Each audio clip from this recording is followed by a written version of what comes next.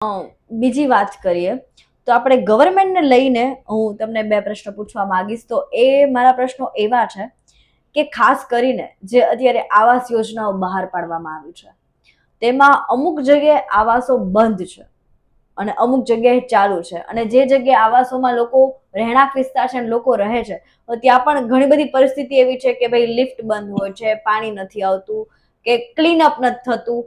આવી રીતે ઘણી બધી નાની નાની મોટી મોટી ફરિયાદો લોકોની હોય છે. આમાં પણ સરકાર નિષ્ફળ જાય છે, તો આમની પાછળનું કારણ શું? કારણ કે આવાસ તો ખુદ સરકારે જ આપેલા છે ને. જી, હવે હું તમને એક સિમ્પલ લોજિક કહું કે સરકાર છે ને એ વન કાઇન્ડ ઓફ બિલ્ડર, તમે સમજી લ્યો. તમે કોઈ જગ્યાએ મિલકત લ્યો છો, બિલ્ડર વેચી અને ફ્રી થઈ જાય પછી બિલ્ડિંગ તમને સોંપી દે, તો એને બિલ્ડિંગ મેન્ટેન કરવાની જવાબદારી ત્યાંના રહેવાસીઓની હોવી જોઈએ, આવું મારું માનવું છે. કારણ કે જે જગ્યાએ જે એક બિલ્ડિંગ બનાવવામાં આવે પછી એ ત્યાંના જે રહીશો હોય, જે રહેતા હોય, એનું એક એસોસિએશન થાય. અને હવે તો ફરજિયાત છે, કાયદો આવી ગયો છે કે તમારે એઓપી રજીસ્ટર કરાવવું પડે. એટલે એઓપીમાં જે હોદ્દેદારો હોય એને એ બધી જવાબદારીઓ સોંપવામાં આવે, મેન્ટેન કરવાનું, મેન્ટેનન્સ ઉઘરાવવાનું. પછી સરકારની જવાબદારીમાં રહેતી નથી. સરકારની જવાબદારી એવી વસ્તુની બને કે જે બાંધકામ જે ક્વોલિટીનું કીધું છે એ ક્વોલિટીનું થવું જોઈએ. જો એ ક્વોલિટીનું ન થયું હોય તો આપણે સરકારની જવાબદારી એમાં ગણી શકીએ, અથવા તો સરકારે એ બાબતમાં ધ્યાન દેવું જોઈએ. જો એવી કોઈ ફરિયાદો હોય ક્વોલિટી બાબતની તો આપણે સરકાર ઉપર આંગળી ચીંધી શકીએ.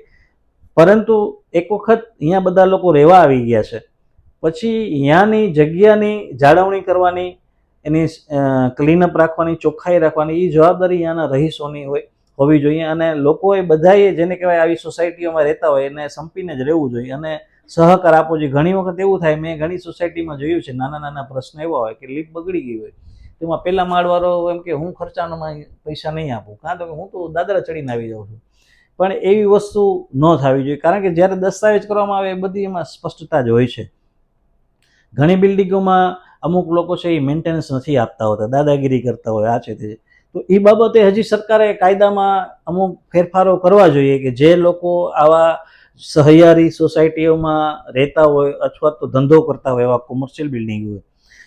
હું તમને એક સિમ્પલ દાખલો આપું કે યાજ્ઞિક રોડ ઉપરનો જે હમણાં કિસ્સો બન્યો અને અહીંયા જે કોમ્પ્લેક્સ બનશે, હવે એ શિવમ કોમ્પ્લેક્સ એ એટલું બધું મેન્ટેનન્સ એનું ખાડે ગયું હતું કે તમે અહીંયા જાઓ તો તમને જવું ન ગમે, કારણ કે અહીંયા કંઈ મેન્ટેનન્સ નહોતું થતું. કારણ કે એ હોદ્દેદારો થાકી ગયા કે કોઈ મેન્ટેનન્સ આપતું નથી. તો મેન્ટેનન્સ નથી આપતું તો એના પાછળના એવા સ્ટ્રોંગ કાયદા હોવા જોઈએ કે જેથી કરીને એ માણસને કે અહીંયાના રહેવાસીને કે અહીંયાના ઓનરને મેન્ટેનન્સ દેવાની ફરજ પડવી જોઈએ.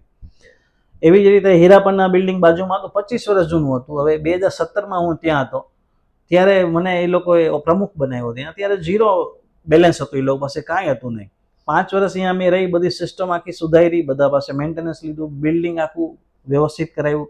અત્યારે હીરાપરના બિલ્ડિંગ એટલે અહીંયા 25 વર્ષ જૂનું યાજ્ઞિક રોડ પર બિલ્ડિંગ છે, પણ મેન્ટેન બધાથી સારામાં સારું અહીંયા થાય છે. મેં 4-5 વર્ષ અહીંયા મહેનત કરી અને જે મને ઝીરો બેલેન્સ વાળું ખાતું આપ્યું હતું એસોસિએશને, મેં જ્યારે છોડ્યું ત્યારે 22 લાખ રૂપિયાની એફડી, આખું બિલ્ડિંગ રિનોવેશન કરાવેલું, આખા બિલ્ડિંગમાં સીસીટીવી કેમેરા મુકાવી દીધા, નવી લિફ્ટ આવી ગઈ, સોલાર સિસ્ટમ આવી ગઈ, એ જ ખર્ચામાં જ.